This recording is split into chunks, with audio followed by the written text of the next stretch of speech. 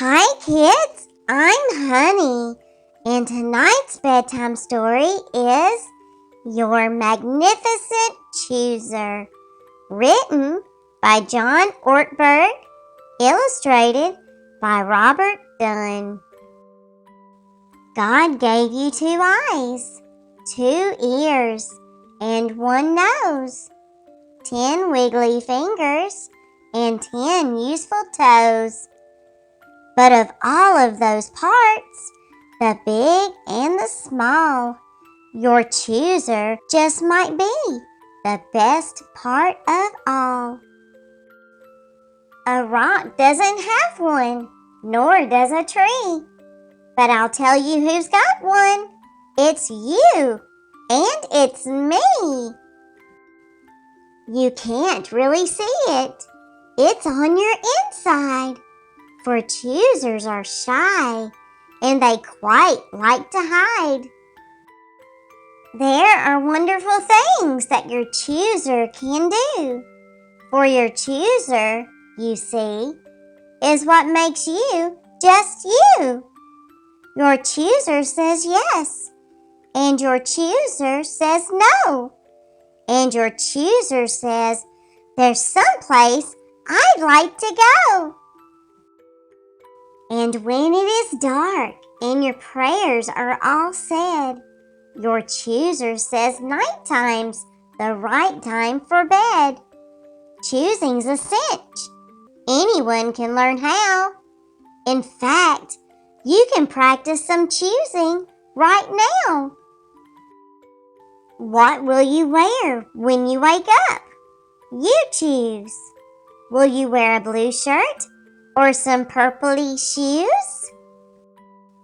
Will you wake up with a smile or start with a frown? Your chooser can choose if you're up or you're down.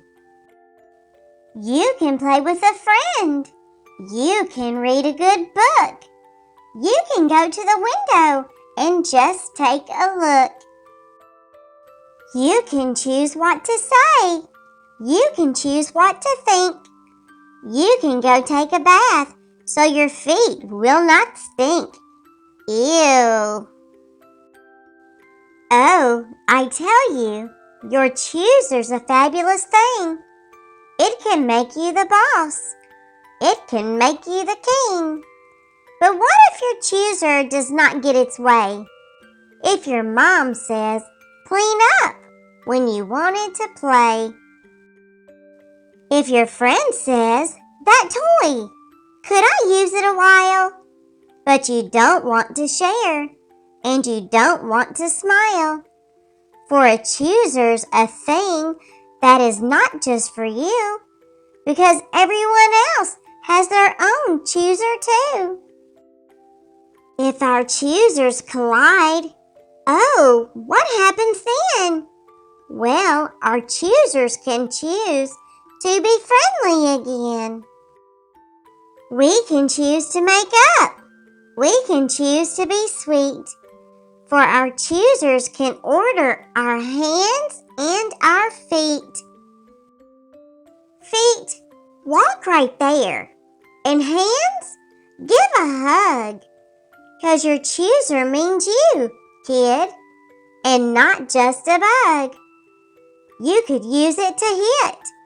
You could use it to shove, but please don't, for the best way to use it is love. When your chooser gets tired, you can give it a nap and pretend that it's lying asleep on your lap. You let it relax. You give it a snooze. You tell people, I'm tired. Now it's your turn to choose. And after you've given it quiet and rest, it will choose to choose more, 'cause your chooser's the best. When you use your chooser for longer and longer, it only gets bigger and better and stronger. Some people are scared when it comes time to choose. They're afraid they'll be wrong. They're afraid they might lose. So what if your chooser goes and makes a mistake? You're still not a loser. You're still not a fake. You can choose something new. You can say, this is when my chooser will choose to start over again. God gave you your chooser, so choosers are good. He wants you to use it the way Jesus would. Someday you'll grow up. Then your chooser will choose some exciting adventures that might make the news. You may climb a mountain or fly to the moon. You might drive a car or a hot air balloon. But you won't lay some eggs or go live in a zoo, because there are some things even a chooser can't do. Oh, your thinker can think, which will make you quite smart. And your feeler can feel, which is good for your heart. But your chooser will choose what you say and you do. So your chooser is really just choosing up you. Whenever you are stuck and your mind fills with doubt, you can just pray to God and He'll come help you out. God knows about choosing up close and firsthand, for He has a chooser, the best in the land.